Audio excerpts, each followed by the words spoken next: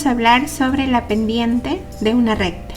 ¿Qué viene a ser la pendiente de una recta?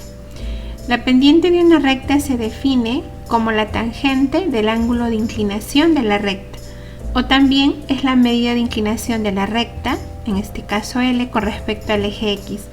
Pero vamos a verlo de forma gráfica para que lo puedan comprender mucho mejor. Acá tenemos el eje X de las abscisas y el eje Y de las ordenadas. Vamos a trazar una recta L, la cual vamos a nosotros a medir su inclinación de esta recta con respecto al eje X, en este caso con el eje positivo de las X. Para medir esa inclinación de la recta con respecto al eje positivo de las X, vamos a determinar este ángulo, al cual vamos a denominar alfa.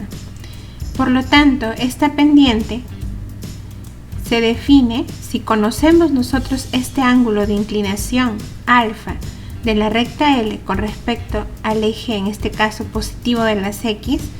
La pendiente se define como la tangente de este ángulo alfa, que es igual al cateto opuesto sobre el cateto adyacente también, ¿no? Por definición, la tangente viene a ser eso. Pero vamos a ver para qué nos va a servir esta relación también del cateto opuesto sobre el cateto adyacente. Porque otra forma de hallar también la pendiente de la recta, en este caso, es conociendo dos puntos de paso de esta recta. Vamos a suponer acá que tenemos este punto cuyas coordenadas son x1 y y1. Vamos a denominarlo el punto 1 de coordenadas x1 y y1 y vamos a tomar otro punto p2 cuyas coordenadas son x2 y y2. ¿Sí? Si conocemos dos puntos de paso de esta recta L, nosotros también podemos hallar la pendiente de la siguiente manera.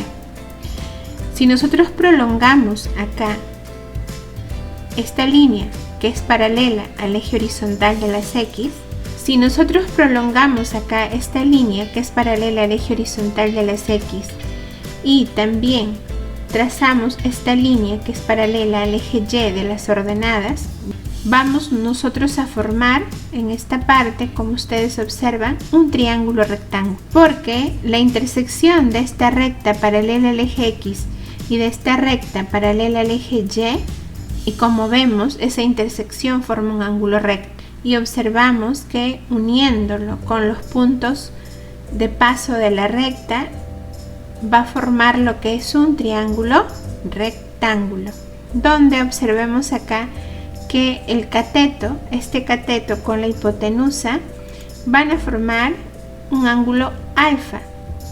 ¿Por qué le llamamos alfa? Porque si nos damos cuenta, este ángulo es correspondiente a este ángulo de acá.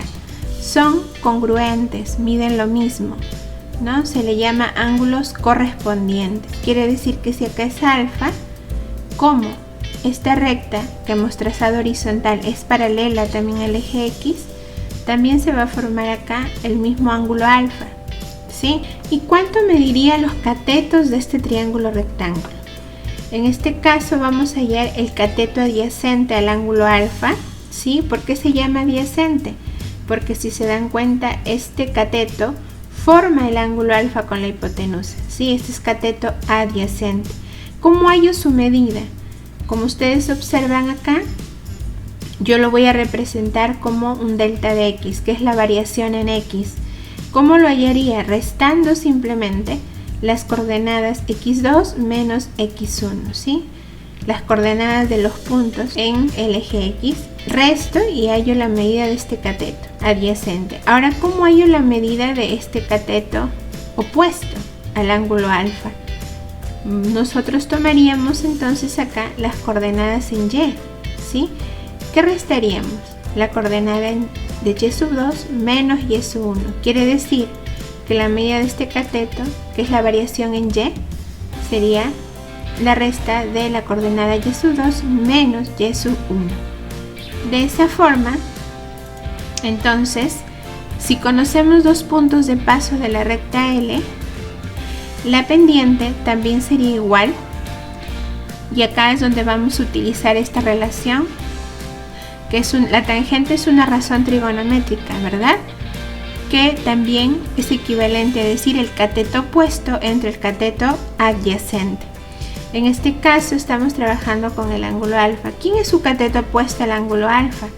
La variación en y o delta y sobre el cateto adyacente, que viene a ser el delta x o variación en x, ¿sí? Y obtenemos que esa pendiente va a ser igual. Recuerden acá, ¿cuánto es la variación en y? ¿Cuánto es la medida de este cateto opuesto? Se halla restando, ¿no? Las coordenadas en y sub 2 menos y sub 1, ¿sí? Y sub 2 menos y sub 1. Esta coordenada y sub 2 del punto 2 menos la coordenada y sub 1 del punto 1. Y sobre la diferencia o la variación en x, que viene a ser x2 menos x1. Y de esa forma yo obtendría la pendiente también de una recta, conociendo dos puntos de paso de la recta. Sí, entonces vamos a ver algunos ejemplos. Vamos a ver dos ejemplos. El ejemplo 1 es cuando conocemos el ángulo, ¿no?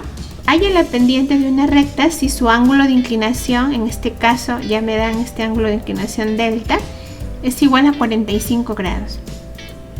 Para ello tenemos que reconocer y recordar que 45 grados corresponde a un triángulo notable, que acá les voy a hacer recordar, este triángulo notable, cuyos valores son conocidos, ¿verdad? Los catetos de este triángulo rectángulo notable son 1, 1 y la hipotenusa raíz de 2. Por lo tanto, ¿cómo hallaría yo la pendiente utilizando la función trigonométrica tangente? Voy a sacarle la tangente al ángulo, que ya lo me dan, ¿no? Que es 45 grados. Entonces la pendiente sería igual a la tangente de 45. Pero la tangente de 45 es cateto opuesto, que acá lo ven, cateto opuesto 45, 1. Sobre su cateto adyacente también es 1. 1 entre 1, 1. Por eso es que acá la pendiente, conociendo el ángulo de inclinación, en este caso tangente de 45 sería 1, ¿verdad?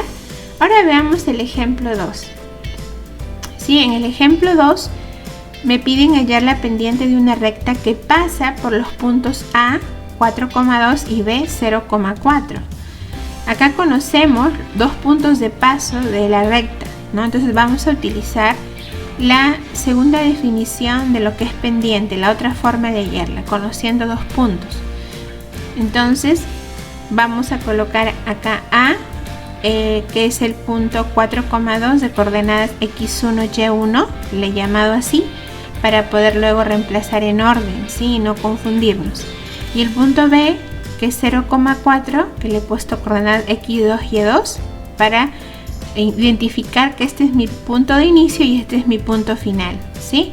Entonces es muy importante el orden en el que tomen los puntos, chicos, ¿sí? Para que no haya confusión al momento de sacar la pendiente y salga de forma correcta. Entonces vamos a calcular la pendiente. Vamos nosotros a restar lo que son las coordenadas en el eje Y sobre las coordenadas en el eje X, ¿no? Observen cómo lo vamos a hacer. Para eso hay que tener en cuenta el orden en el que tomamos los puntos, ¿sí? Observen que vamos a empezar primero con las coordenadas del punto final. ¿Sí? El punto final acá tiene coordenadas x2, y sub 2. En el numerador vamos a restar las ordenadas, ¿sí? Que están representadas por el eje Y, las coordenadas en el eje Y. Observemos que acá el punto final tiene de coordenada 4, ¿sí? Entonces 4 le vamos a restar la ordenada que es la coordenada en el eje Y del punto inicial, que es 2, ¿sí? Y sub 2, que es 4, menos 2 sobre. Ahora vamos a restar las coordenadas en X, ¿sí? Del punto final, ¿cuál es? El X sub 2 es 0.